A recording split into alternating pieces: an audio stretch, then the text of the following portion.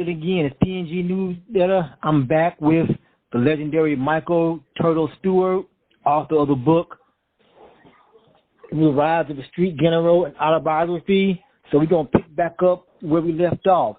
So, Brother Mike, you were explaining how, from moving on from the 80s into the 90s, it was kind of like a big transition where they weren't like organized gangs anymore. They were like cars, maybe like the Compton car, or you know what I'm saying? Get into that whole thing again. Okay. By the time the 90s came, the ideal organized cripping basically had faded out. Everything that was coming into play was the cars. You had the gangster car, the neighborhood car, the Compton and Watch car. And the only thing about these cars is that they all share different philosophies, different ideologies. So it's nearly impossible to get them to come together, for one common cause. If it's not like a racial riot on the yard, most likely they really serve no purpose. And one of the things that I hate about them is that when you look at the course that the California Department of Corrections and Rehabilitation is moving in, when you have a group of people as vast as the Crips, and they have no cohesiveness, no purpose, except for run around on the yard and walk around on the yard, furthering a gang-banging career from the streets, that's bad in this type of environment. In this type of environment, this is a racially motivated atmosphere, you know what I'm saying, where people have to stick together, and these cores, they don't serve the purpose of this type of environment. And what I mean by not serving the purpose, bro, is to the point to where you can have an incident happen with somebody from another core, you know what I'm saying, and they won't even receive the proper support that they're supposed to have. And it's so easy to inject poison in them, you know what I'm saying. All you need is one person to say, well, oh, man, the neighborhoods told me this, or the gangsters told me that. And that right there is how outsiders inject a lot of poison into the whole Crip Nation now, and continue to play a part in keeping them divided. And it's so bad to where, the few people like me who try to explain to them that, you know what I'm saying, we need to have a political agenda, you know what I'm saying, we need to take upon a better purpose, a better cause, but due to the psychosis, to the gang psychosis that they suffering from, it's very difficult to get through them, bro. The administration capable of playing them against one another. The other races, other groups is capable of playing them together, playing them against one another. And it's like just really a sad state of affairs, man, for the blacks in the prison system, Mm-hmm. And that's the results. That's the results of the cores. That's the results of the cores right there. Go ahead. Right. So let me ask you this. So even with you can look and see how the MA has all the Sereno gangs on the one program. You can look at the AB, they get all the white gangs in the one program. And they're constantly trying to get at the blacks and attack the blacks. Even the MA and the AB will line their forces up to attack blacks. So even with all that going on, the black group still won't get on one page for a common cause? No, because what it is, it's the cores, it's the people that have influence, and a degree of status over the cores. They decisions is not based on where they at. They decisions is based on where they from and who they get along with. You know what I'm saying? Even though all the racism, the stuff that we're going through right now in our building, we're going through an episode right now in our building right now. You know what I'm saying? That I've just been addressing repeatedly, and I had to address this morning. But like I say, with cores, every core is not going to be on board. Not especially with anything dealing with anything political. You know what I'm saying? They not going to be on board with anything like that. They'll sit around, bro, up in here and And that's sad to say it. It's sad to say how people that got like that, but they quick to start plotting and scheming on one another. You know what I'm saying? Some of them got to the point to where they selling each other out. You know what I mean? And that's sad, bro. That's just really, really sad. Oh, it's just sad, especially being in. And I know because I've been in this system going on 41 years, and I know you have to have a sense of some type of unity amongst yourself as a people. See, even when we was coming in here in the 80s, you had the BGFs, the Vanguards. They was already established. Then here you come with the Crips, the different Crip factions, different blood factions.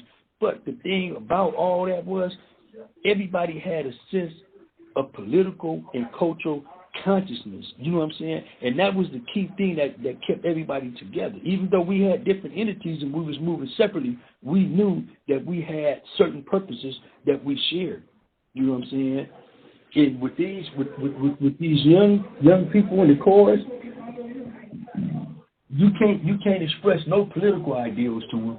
You can't express no political ideals from them. They most likely gonna reject it. You know, they gonna holler about paperwork, which when they start hollering about paperwork, that refers to the blue notes and the CCOs, and it's like they frowned up on anything dealing with anything organized. They prefer to dwell in the state of affairs they in right now, you know, with a selfish behavior, you know, no interest on trying to improve their environment as a whole, you know what I'm saying? And for people like me who have been in here for a long time, it's just a sad thing because I know in order for them to be more effective, they're gonna have to have some type of unity, bro. Without no unity, without no organization, you can't go up against nothing that's organized and structured. You can't. You know what I'm saying? Because an organized and a structured entity gonna be more effective. They're gonna be more effective in the way they operate, rather than you have people that's representing the core into a chaotic state. Because in cores, there's no one decision maker. You know what I'm saying? When you're part of a structure, there's a chain of command. With cores, everybody has to get together. When they get together to voice their opinion and try to reach a conclusion, most likely that's going to turn into an argument. You know, so it's you know, the state of affairs that they in right now. You have a lot of older Crips in here. They just stepped back. They just left them alone, man, because they're not trying to get into it with these dudes to try to make them more political and more culturally conscious of why they need to be together in this type of environment. So that's my saying on that. As far as the chorus go, you know. Okay. So, and in your point of view, because I hear a difference of opinion about this. Is the BGF still around? And if so, are they like, if they are present, like how prevalent are they? Are they still a force? Do they have any sway in the black population? Who, CCO? No, the BGF. Which are group? They still around? The BGF. No, they don't really. No, because that's why I say the cores overshadow them, man. The cores overshadow them. Okay. They overshadow them. Even now from up north, you have a lot of up north blacks that don't even mess around with the BGFs like. Yeah. Okay. You know, and it's sad to say, that because now in hindsight, you do need a strong group, man, to be able to try to put everybody on one accord, but that's difficult, man. Like I say, the BGFs, they don't really have a voice like that no more. They don't have a voice. And see, that's the same thing with some of the young Crips be the same way. They figure like, the Crips like us should have a voice because of the way the prison system was when we came in and what we went through. But with the youngsters, they don't care. They don't care. We haven't went through nothing, man. Bro, these young guys up in here right now, they walk around, spend more time concerned about their enemies from the streets. You know what I'm saying? The enemies from the streets. You know, and I think that was one of the differences with us too. We came, we made a lot of prison enemies, so we didn't have time to be focusing in on on street enemies. You know, not only that we made enemies in prison because we wanted to be self-governed. So that was a struggle within itself. You know what I'm saying? For our little C Nation to be self-governed, so we could have people work for the TNT, people working on the yard, people working here and there, so we don't have to depend on outsiders when we need something done. But those days are gone. Those days are gone for us the black fractions up in here, for us the blacks, man. It's just, you know, these guys in here now, they living for the time. They living for right now. You know, the past don't mean nothing to them. The sacrifice, what a person been through, it doesn't mean anything to them. You know, it doesn't mean anything, man. And I know I go through a lot. I go through a lot because of how people feel about the Blue Notes. You know, oh man, them dudes, they stabbed up a lot of homies. They stabbed up a lot of Crips up under that stuff. And you know, I go through a lot, man. Even some of the little plots that I didn't have to shut down. You know. But yeah, that is the thing, man, with the BGFs. No, they don't really have no. They like a skeleton crew now, man. So, yeah, they don't have any rapport like that. Okay. Now, moving from the 90s into like the early 2000s, you know, that racial stuff that had kind of died down seemed to have kicked back up, not only in the prison, but as well as on the streets in California. So when all that racial stuff was starting back in the 2000s, you know, I often hear, you know, like from people who, from the other side, like the Hispanics, the whites, when they're telling the narrative, they always tell it that, oh yeah, we had riots, we smashed the blacks were scared to fight. From you, what's your point of view on that? You know, were the blacks doing their thing? Well, see, let me tell you something about that little statement right there, right? I could never fully agree to that statement. The thing about it, a lot of times in those riots, don't get me wrong, they do what they do because a lot of times they take the initiative. See, that's the difference between, you know, nowadays and compared to the 80s and all that. Most likely back in them days, the Crips would take initiatives, or, you know, whatever black group would take the initiative. Now they don't. So this is what happened. This is why it seems to be that way. Because one, if they take off, even though a lot of times when they do take off, the blacks really be hurting them, man. The blacks really be hurting them real bad. You know what I'm saying? Even though they initiated. So by them being the initiator, they gonna always seem as they gonna be down as the aggressor. You know what I'm saying? And that's how the little image and reputation that's been built with them is by them being aggressive. Because a lot of times they didn't kicked off riots and got seriously fucked off. Excuse me, they didn't got seriously hurt. You know what I'm saying? You know? Okay. And the same. You know, I don't think they would entertain the ideal of trying to start something with the blacks up here, because the blacks outnumber them like 3-1. You know what I'm saying? Okay. And they already know from experience. Yeah. Okay. Well, I'm glad you cleared that bit of mythology up. Yeah. Now. Yeah. So that's what that did with. Go ahead.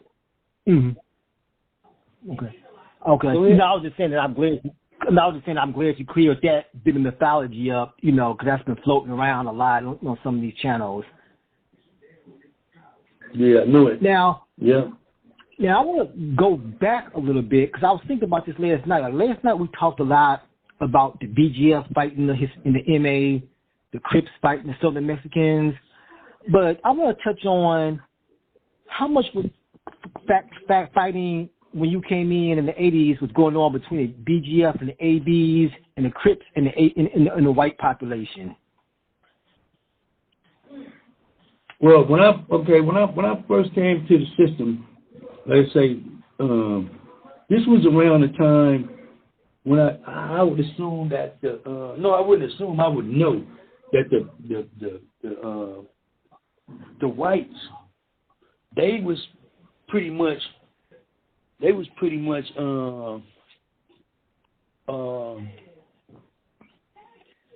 clandestinely working with the with the Mexicans when they got into it with the blacks. You know, see, that's why in certain situations it turns out to be an all-out war, because if you got them getting into it with the Mexicans, right, at war, and now you got to remember, wars back then lasted months, lasted about a year or something. Those was not riots. If you talk about anything in the 80s, those was not riots. Those wars. Those was where the police come through, hit your gate, and ask you if you want to come out in the morning. You tell them yeah or no, and they don't unlock your door. So those are wars that went on every day. Now, riots are completely different. The riots are completely different, you know. And when it came down to the wars with the BGFs, the BGF was at war with the Mexicans. They weren't at war with all the Mexicans. They was at war with just the Emmys at the time. You know what I'm saying? They was trying to call. They was at war with the Emmys. They was at war with the Emmys at the time. So it never really became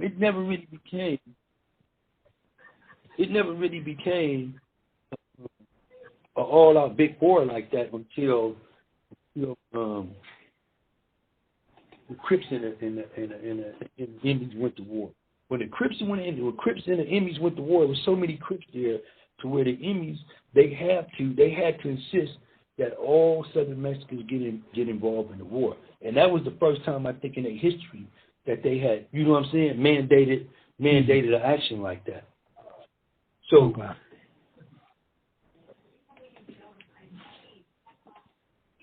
So if that cleared you up, or if you want to know anything more about it. Okay. Now, a couple of questions I got. I let a buddy of mine listen to the first part of the interview, and he had some questions for you. He said, did you ever run into the Zebra Killers or Rochelle McGee while you were inside? Hey, you know what? Me and Rochelle McGee, we was up in there. We wasn't together, but we was in the same prison before. We was in the same prison a couple times before, but not in the same location. You know. Now some of them guys that sound like that, I have personally ran into, like Chip. You know, I don't know if you know Big Chip, the old Panther. Yeah, I've heard of him. You know, yeah, Jake Lewis. You know, some of them is in George Jackson's book. You know what I'm saying? Right, Jake Lewis. You know, a lot of them old dudes, a lot of them old men right there. Like I say, they was not. But see, they wouldn't be GFs though. They wouldn't be GFs. Mm-hmm. They was directly up under George Jackson and his Black Coat movement. See, because George Jackson had a movement called the Black Coats back then. Yeah. Okay. And that's because the Panthers wouldn't allow to recruit people in prison. You know what I'm saying? Mm-hmm. They was George Jackson. I guess the way that I can't tell you about the whole infrastructure of what was going on with them, but I know they had it hooked up to where George, he'll bring them into the Black Coats, and from there, when they parole, they get picked up by the Panthers and brought to their safe house where they actually become a full-fledged member of the Panther Party. So I do know that from talking to them up in here, because like I said, it was common. It was more common now to find a lot of old revolutionaries from the 60s and the 70s when I first came to prison, rather than it is now. You know. Okay. All right. So yeah. So like I said, I never get a chance to really talk to him in person. I never have. You know, I'm familiar with him. You know, we'd have been in the same prisons at the same time. But considering the way the prisons is now, they have 4 or 5 different facilities on them, you know. And if you don't end up on the same facility, you probably know they over there on another facility. But if you don't get over there, you probably won't even get a chance to see them or meet them in person. Okay. So yeah, I know. Okay. And the second question is, in the early days when you were first coming in, Crippin, in prison, what were your view on your rivals, the Bloods? Like, how did you see them get down? What was their car like? Well, see, one thing about with the Bloods, when I first entered the county jail, I was really still on my gang banging. I was in my little gang banging mode, you know. But after about a year or something up in there in the county jail, LA County Jail, you know, and talking to older blacks, whether they was, you know, old revolutionaries from the 70s and 60s, you know, Crips who had been to prison already. And there was a lot of older Crips who had been to prison, you know, that we came up under. You know what I'm saying? You know, and they already had been to prison. So they would talk to us a lot, too, about jumping on the Bloods. Like, man, look, man, we go when all y'all start going to prison, you know, y'all going to be Crips and Bloods, but it's not going to be as big as it is when it comes down to the race thing, because everything is based on race. If they get into it with the Crips, they get into it with the Bloods and everybody else too. That's just how the prison system is. So during that time, my mentality started changing. And when I was a commander over that Blue Note stuff, with the Blue Note structure, when I was a commander over there, I never really had problems with the Bloods because there was always Bloods around from Swans and families that knew me from the streets. You know what I'm saying? So they knew the caliber of person I was from the streets. So whenever there was always a little issue, I would be able to talk to the ones I know from the streets, and most likely they would be willing to compromise and rectify whatever the situation may be, rather than, you know, try to create a problem with me, because they know I never looked for a problem, but I never turned down no challenges neither. So I never really had. I talk to the Bloods now, right? I'm going to take a picture with some Bloods for my book, because I'm going to put some pictures in my book probably the next couple of months. So, like I say now, I'm too old to be concerned about a Crip and Blood thing. And like I tell a lot of Bloods, and I tell a lot of Crips, there's no difference between us and y'all except for the name Crip in the blood. That's it. There's really, we breed the same type of black men. We breed the same type of black youth. You know what I'm saying? The only difference about it is one is a Crip and one is a Blood. You know what I'm saying? Outside of that, we all one and the same. So there's no real big difference. The same caliber of people that the Bloods got, the same caliber of people that the Crips got, and vice versa. See? Because that culture, that gang culture, it produces these type of people. You know what I'm saying? Whether they be a Crip or Blood, in order for you to compete in that type of arena, you know what I'm saying, you have to produce the same type of people, because when you go back to the 70s, certain games played out. See, there was a reason certain games played out. You know, there was a reason, especially towards the late 70s. You know what I'm saying? It's a clear reason why a lot of games faded out back then. I could answer that quickly for you. You know. But yeah, I never really, with the Bloods, man, I always had I had more respect for the Bloods than I did any other fraction in prison. And that's because I know the caliber and the potential that they have as gang members. You know what I'm saying? Because like I said, there's no difference between us and them except for red and blue and cuz and blood. That's it. There's no difference between us. There's none at all. Okay. None. Okay. You know, so I didn't even get into it with the Muslims, but I had to with them.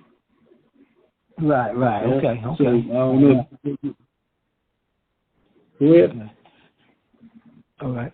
Okay. Another question: was there ever a time that you and the Crips, or just the blacks in general, allied yourself with the Northerns to fight the Southerners or the whites?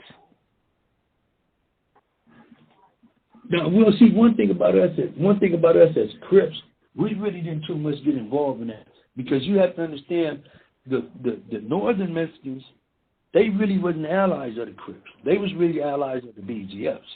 You know what I'm saying? Okay. In the Northerns. When we fought wars, they were separate. They was really separate. You know what I'm saying? The Mexicans fought their war, the Southern Mexicans fought their war, the Northern Mexicans fought theirs, and we fought ours. You know, and that goes back to what I wanted to tell you too. See, one of the strategies that was used back then in during the wars, like if the blacks is getting into it with the Mexicans, and the whites is not involved in it, because the whites start bagging up. They quit getting in everything with them. You know what I'm saying? But here's the thing. sometimes the blacks would have to go on and launch an assault against the whites. You know what I'm saying? For the simple fact, if we knew that if the blacks and the Mexicans on lockdown and the whites not on lockdown, they're going to produce better weapons than us. They're going to have a complete disadvantage than us. You know what I'm saying? So in order to keep the playing field level, times you have to launch an assault against them and put them in the same situation. You know what I'm saying? Other than that, we know they're going to work hand in hand with the Mexicans. You know what I'm saying? And whatever they need to do to see that the blacks come up short, they're going to do that. So that's why one of the main strategies was put them on lockdown too.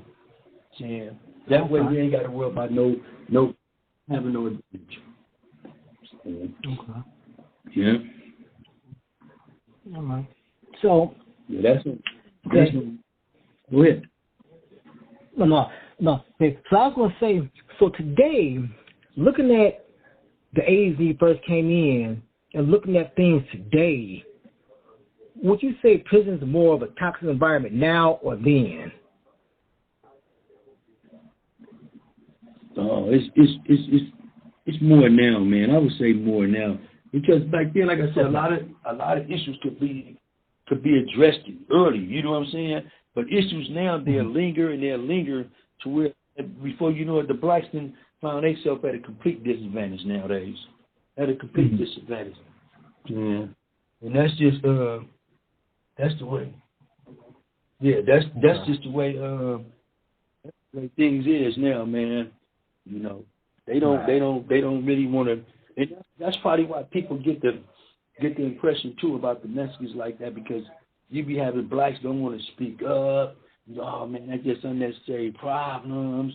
Woo, woo, woo. You know what I'm saying? And like, man, look, those issues have to be addressed. If those issues not addressed, y'all gonna always find yourself at the bottom of everything and at a complete disadvantage.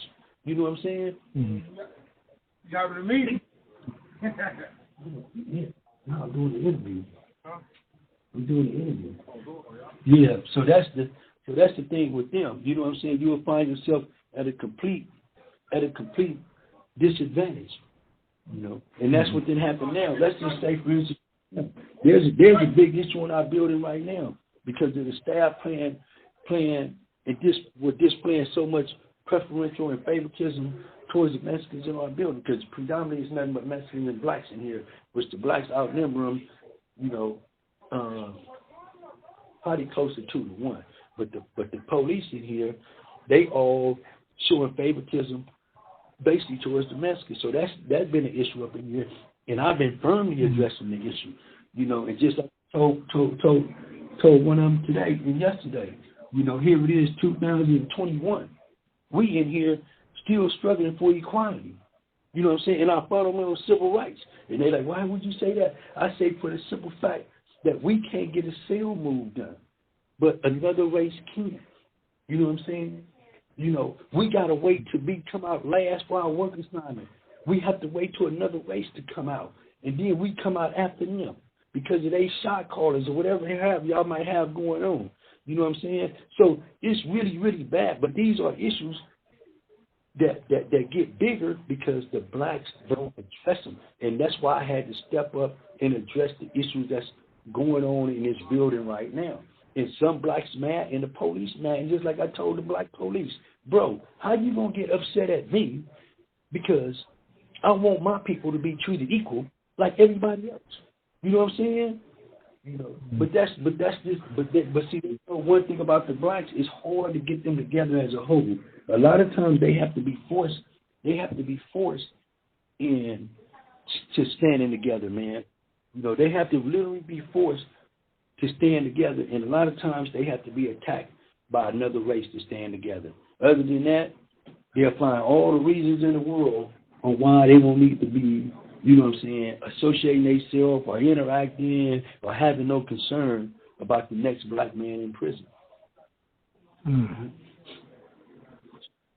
Wow.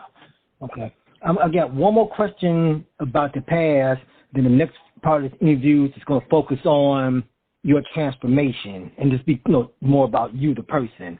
When you was coming up, Was there ever a time that you remember or that you ever witnessed, was a part of, or heard about where the BGF really did their thing on the enemy? Oh yeah. When I first came, man, I seen one of the most organized assaults I seen was organized by the BGFs against the Mexicans. Yep. Okay, tell me about that. One of the most. Well, this was I probably wasn't even in prison no more than about a year when this happened. I was in Old Folsom. Yeah, what was one morning for child, the BGFs had organized something, and they ended up locking me up behind it too. I ended up getting locked. This was the first time I got placed in an isolated environment. The BGFs ended up stabbing a Mexican on every tier, from the first tier to the fifth tier. Some type of way. I don't know how they structured everything, but the morning when the alarm went off on the bottom tier, the police started hollering about something on the fourth, in the third, in the second, and they had struck. The BGS had struck on every tier in that building. So I didn't see the BGS. They didn't handle their business. That's what I can say. It's just that the members, they started losing members, man. They wasn't able to recruit no more. A whole new population. Once the Crips and Bloods started coming in here like that, that really eliminated their recruitment. Okay, because these guys are already affiliated from the streets. But yeah, I didn't see them. But there was a time too when the Crips was really getting upset with them in Old Folsom because they would dress up and masquerade as a Crip and go stab up a Mexican. You know what I'm saying? And they would think it was a Crip, and that became an issue of them putting the C Nation in jeopardy. You know what I'm saying? So that became an issue. And like we told them, if y'all not going to be doing that, dressed up and masquerading as a Crip, and get one of our homies hurt. You know what I'm saying? Get nobody hurt. And yeah. It just man, like I say, it just started looking for them, as time went on, because I honestly believe because they couldn't recruit. The quality that they had, the quality of black men they had was good. Okay. So I guess to sum it up then, in the early days, the BGF definitely was a force to reckon with, but as time went on, because people came in already affiliated, they weren't able to keep their numbers up, and then the Mexicans' numbers were just swelled up, so it just put them at just a huge disadvantage. Yep, it did. It put them. Yep, that's what. Yep, that put them at a real disadvantage by. Because one thing, what the Mexicans was able to do, they was able to bring all them up under the Southern umbrella. See, the BGFs, they bring all the blacks up under one umbrella like that. See, right. They couldn't do it, and it's just like we're dealing with right now. It's so difficult to bring all the blacks together and organize them for some type of productive movement or progressive movement. That's like a real difficult thing to be able to do. Yeah. Even with old Crips like me, I don't get out there like before, but I still know right from wrong. And the youngsters that I do spend time with, I school them. I don't care if they're from the Bay Area or what have you. I try to let them know the environment that y'all have to live in, the environment y'all have to survive in and thrive in. I just try to make them conscious of that. Right. Okay. So, Brother Stewart, I want to talk about you for a little bit. So, what kind of transformed you from being a hardcore Crip, a street general, into the man you are today, an author of books and stuff like that? When did your transformation begin? Well, my transformation actually began in around 2009, bro. About 2009, I really started, changing from. Don't get me wrong. Don't get me wrong. I still believe in organized cripping. I believe in it, but I basically kind of left it alone because I seen there wasn't no hope for it. And without no organization, wasting your time. You know what I mean? And I came to that realization too. Like, you know, I'm wasting my time. You know what I'm saying? I can move on. I can move on with something else. You know, I'm probably not never gonna get out of prison. So becoming conscious. Damn, this dude calling it back to back too, man. Becoming conscious of who I am as a black man. You know what I'm saying? How far I done came, what I done really accomplished in my life. You know, how would I want the final chapter of my life to be written? You know what I'm saying? How can I give back to my race? You know what I'm saying? Now that I understand that I was contributing to the destruction of my own race. So, yeah. When I came to realize that, I knew it was time for change. It was time for change. Okay. So when you started to make that change, how did your homies receive it? Were they like people who, like, you know, encouraged you, like, yeah, brother, that's good, keep moving forward? Or were people like, you selling out, you know, you abandoning your hood and all that type of stuff? How did people around you take your change? Well, see, one thing about, you got to understand one thing about, this is not to put the next man down or anything, but when it comes down to my immediate neighborhood, which is where I'm from, basically, with them, they feel I'm entitled. You know what I'm saying? And a lot of them talk to me a lot. A lot of them tell me, man, look, man, you've been in here like for so long, 30-some years. You need to kick back. You know what I'm saying? Don't worry about it. You know, if it's an issue, you know, bring it to us. We'll deal with it. And this is from my immediate. That's why I say I don't really be having problems like that.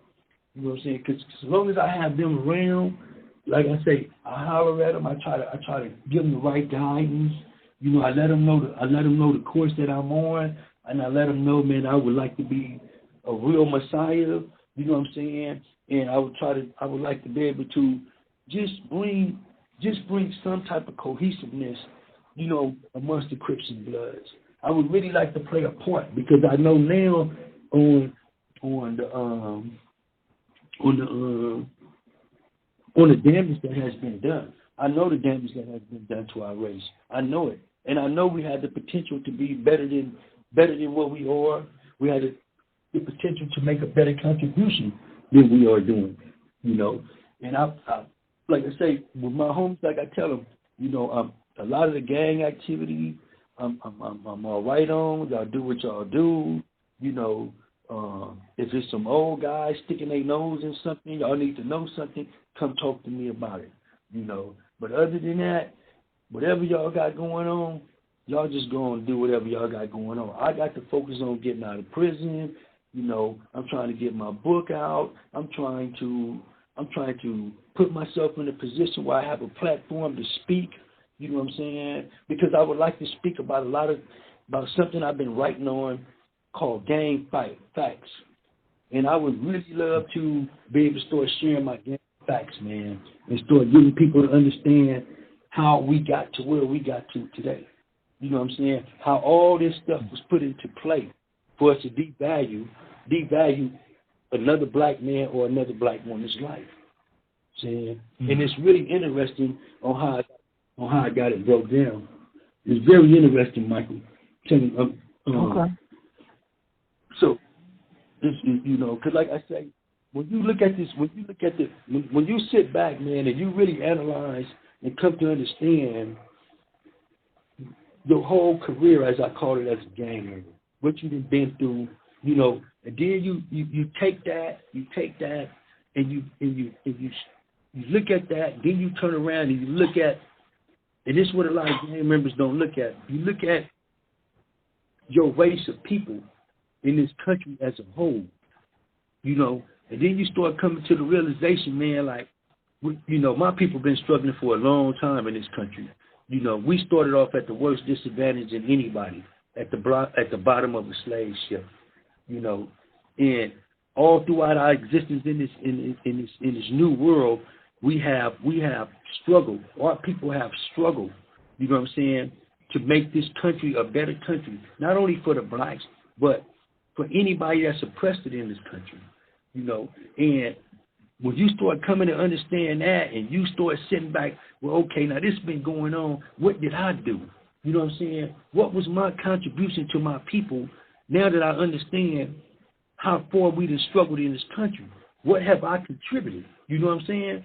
So when I start asking myself those kind of questions, like, man, what have I contributed positive? You know what I'm saying, to the struggles that my people been going through since we've been in this country. And that's one of the things that motivated me, man. I said, man, I want to be able to do something to give back and make a positive change in somebody's life. And the only way I was able to do it, because I wasn't sure if I'm ever going to get out, is to do what I did, write a book. You know what I'm saying? Which is one of several books I got. You know, I intend to put out more books. I already got the manuscripts written. You know, so I intend to put them out. So, like I say, so speaking of, you know, I was thinking about. I guess it was on a personal level. I was thinking about tangible legacy. I'm like, man, if I could leave something tangible to the world and something positive, that would really, really make a big difference. That would really make a big difference to me. You know, at least I know I done something. You know, I done something, man. So going through that, man, I think my whole thinking process was changing. I sit back, bro, and this real talk, Michael. I sit back, man, and this is a part of my gang facts. I sit back and I remember how, as a young person, we was played on by law enforcement. And what I mean by that is this, and all these things crossed in my mind as I was going through my transformation. I'm still going through one right now. You know what I'm saying? And I'm probably going to be going through one even when I return to society and all that. I'm still going to be going through it. But when I sit back, Mike, and I sit back and I say, man, you know, this whole gang stuff was perpetrated. Well, no, encouraged. Let me say encouraged by law enforcement. And what I mean by this, Mike, this what happened, man. This is what I come to understand what happened. I share this with a lot of dudes in my little Afro-Central group. When we was young, when the police would take a blood or a Crip and put him into that back seat of that car, bro, and take him into that rival gang neighborhood, and make him get out the car. If he was blood, they brought him into a Crip neighborhood, and they made him get out the car, uncuffed him, and left him there. Now, they did that with a purpose. But at the time, we didn't even understand the purpose. But here's what happened. They take this blood and bring him over there. We're young, we naive, we gullible. We don't know no better. We like a lot of conscience. We really suffering from ignorance. We jump on this man. We jump on this black youth. Now, once we done jumped on this black youth, a few things have been set in motion. You know what I'm saying? One, they done perpetuated gang violence. They done perpetuated black on black violence. And they done perpetuate the devaluation of a black life. You know what I'm saying? So once we didn't jump on this black for being the blood because the police brought him over here, you know what I'm saying, and manipulated us. Those three things happened. Because once the rival gang retaliate, that was all they needed. That was going to trigger into where we at today. You know what I'm saying? Once we jumped on that rival gang member that they brought over there in the back of their police car and put out, if we jumped on that man or that youth, we jumped on him right then and there, we served it the purpose of that the government wanted and law enforcement wanted. Saying And that was to create that real black-on-black violence. And that's where it started at. That's where it started at. It started right there with the gangs. And I hate to say it, but it started right there. When they was able to get us to, when they was able to manipulate us to jump on a rival gang, beat him up, possibly kill him, put him in the hospital, because they brought him over there, that was twisted thinking. That was twisted thinking, bro. We was never supposed to do another black man like that or a black youth like that to appease no white law enforcement, man. We were never supposed to do that, because once we did that, that was it. That black group was forced to respond. Once they respond, that was it. The whole sequence of violence was set in motion with black on blacks. You know what I'm saying? And that came right about the gang culture. You know what they got up out of it? They got a whole economical system out of it. That's what they did. When they perpetuated that gang violence, they got a whole economical system. They expanded law enforcement. They made gang units. They created gang coalitions. They created anti-gang groups. They produced the shows. They produced the movies. You know, and not to mention the sporting industry, because almost every gang identified with a sport team. So they have made millions. Billions off this gang stuff. The prison population, 90-some% of the prison population is gang members. So how could you, like I told this guy from the gang squad, how could you have a problem with gangs? Because if gangs decided to dissolve on their own, who's going to fill all these bed spaces? Who's going to fill all these prison cells? See? Who's going to fill all these prison cells? See? You know, y'all created a whole political platform off gangs. Politicians use gangs to campaign with. See? They use gangs to campaign with. So y'all benefited more. This was me talking to one of them gang dudes in my program. I think it was a gang lieutenant. And I told him, I said, man, y'all benefited off these gang activity. Y'all benefited off some innocent black groups that really didn't know at the time what they was doing, and they didn't really know the ramifications of their actions. They didn't know it. See? You know, y'all manipulated a whole generation of black youth. Y'all manipulated them. See? They created a black-on-black killing field. That's what y'all created. When y'all brought that first gang member over there to that rival gang and he got jumped on, that's exactly what y'all created. Yeah. Y'all set in motion black-on-black violence. Yeah. That it was going to be hard to break. And now look at us now. We can't even break it. So by me thinking like that, I just felt within myself, I have to do something to give back, man. I have to do something to give back. And there's not really too much I could do in here for giving back. But I thought about maybe if I write, you know, my story get out there, you know, and maybe that'll help me give back, you know? So, definitely. Okay. Now, what are some, now you kind of led. Now I was going to say that you mentioned that you had 7 manuscripts. What are some of the titles or subject matter of the other books you want to get out there? Okay, I have one book called Black Redemption: Emergence of the New Black Man. That book really talks about how much I changed and what I feel we need to be doing, and as young black men coming up, you know, some of our responsibilities. I talk about that. That's in that book. That's nonfiction, Emergence of the New Black Man. My other nonfiction is called A Journey to Nowhere, A Message from Prison. You know, it covers like little areas of prison shot callers, prison economics, racism in prison. It has quite a few different chapters. There's no real winners, only losers. You know what I'm saying? But it talks about, you know, what it's like to be in prison also, you know, what it's like to come up a gang member, what it's like to think that you really winning something when you not. You know, that's that one.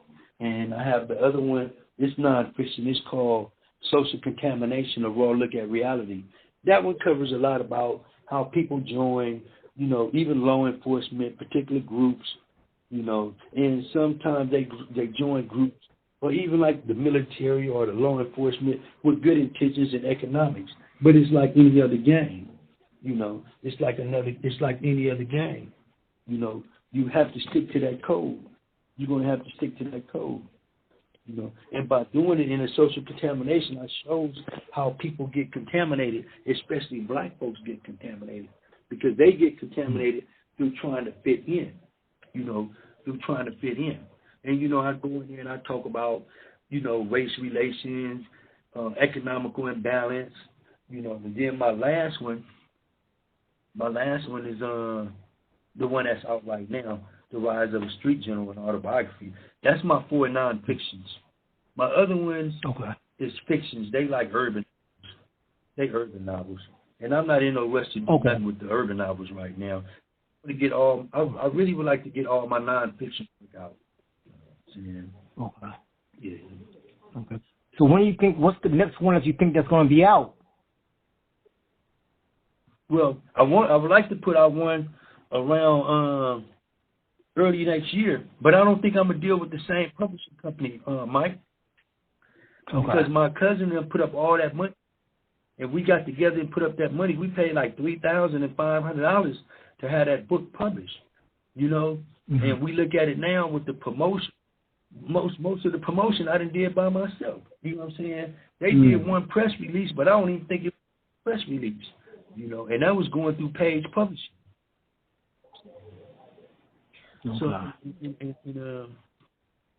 So like I say, you know, I intend to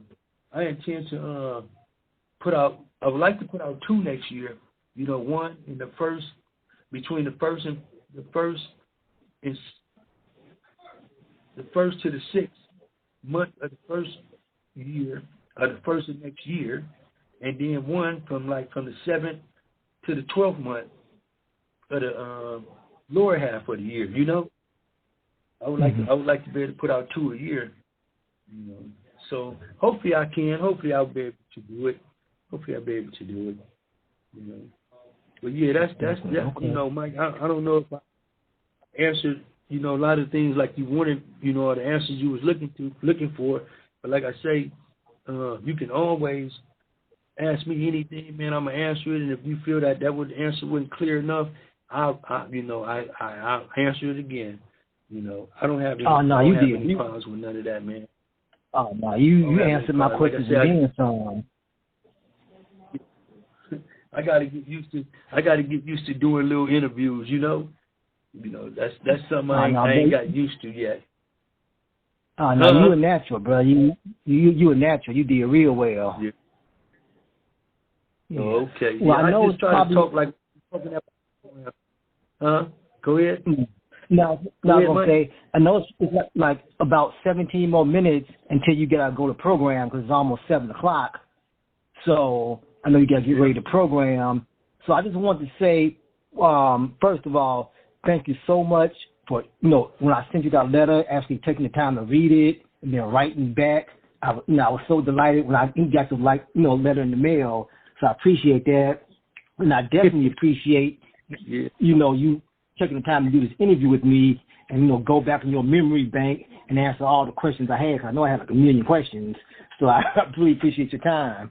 You know, this was like really, I really enjoyed this. If you want to schedule, like I say, you want to schedule any other conversations or interviews or anything, just let me know, and we'll work it out. We get it worked out. Okay. If you want to do something, if you read the book, and let me ask them to you, if you read the book or you have read the book, if there's anybody in there that you may feel that you would like to talk to or let me know. You know what I'm saying? Let me know, because I didn't already talk to a few of my officers in there, and I told them, man, you know, that I might be talking to somebody that might seem to have an interest on the the politics of prison, you know, and race and politics in prison, you know. So like I told them, you might be, and whether they Bloods or whatever, don't worry about it. If you want to talk to Bloods that came up, I know them too. You know what I'm saying? I know them too. You know, and I don't have no problem. I don't have no problem with making arrangements, talking to them, and find out, let them know who you are, what you're doing, and you know, and try to arrange some type of interview for them if you want. You know, I don't have no problem, especially anybody that was like a Blue Note or anything like that during that time. You know, anything. If they in the, just let me know, man. If it's anybody you would like to talk to in the book, just let me know. Let me know. Definitely, and I'll make the arrangement. All right. No problem with doing that. Definitely going to take you up on that. So in closing, is there anything you want to say to the people? Shout out to anybody? Oh, well, only thing I would like to do, man, is encourage people, man, to buy my book. You know, I'm trying to get it to the bestseller list. And I'm trying to introduce my Black Redemption Month, you know, so I intend to hopefully get my Black Redemption. What'd you say? I intend to, you know, get my little Black Redemption Month out there, and hopefully people take to it, you know, especially gang members understand that, you know, there's a need for some form of redemption amongst our people. You know, there's a need for us to give a little something back, man. You know,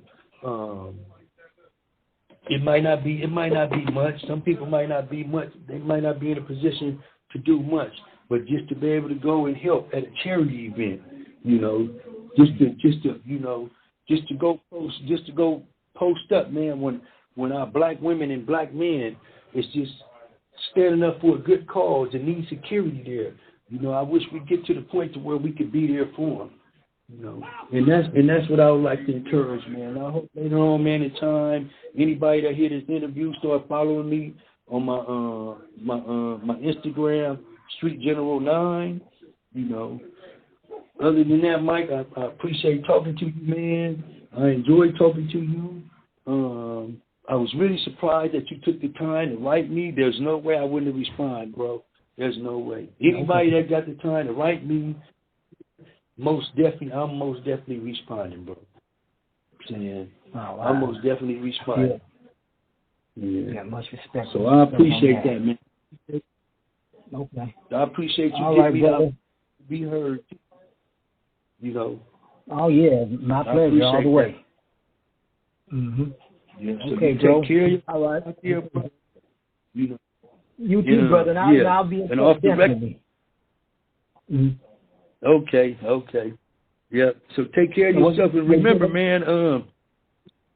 Whenever you want to do something again, I hope this ain't the last time, man. You be hollering to let me know. You know, just every once in a while, man. What's happening? How you doing? You know what I'm saying? Oh yeah, I'm definitely gonna be in touch. You hear me? Definitely gonna be in touch. Yeah, I'm definitely gonna be in touch. Because I'm gonna be doing it. Yeah. So I appreciate that, man. Once again, thanks, man, and for all your viewers and listeners.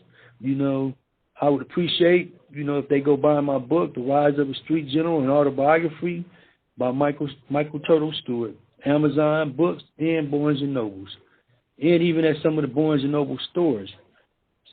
So once again, thanks a lot, bro. You know? You're very welcome, brother. Much love. You have a good one. All right.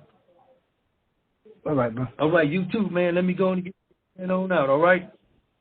All right, take care. Have a good one.